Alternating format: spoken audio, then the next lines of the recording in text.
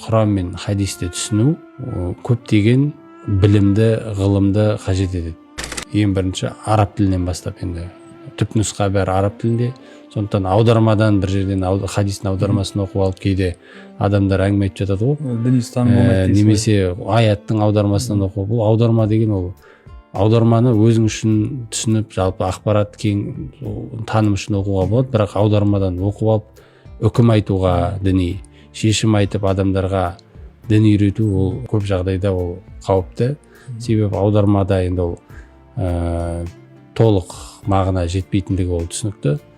Сондықтан бірінші араб тілін білу, жаңа Құран ілімдерін, хадис ілімдерін білу, олардың тәпсірлерін білу, шарықтарын білу, түсу себептерін деген сияқты көптеген жаңағы ондаған ғылымды меңгеруді талап етеді. Сол үшін қарапайым мұсылман адам, әрбір мұсылман оны бүкіл өмірін қойып отыра алмайды ғой, бұл бүкіл ғылымдарға.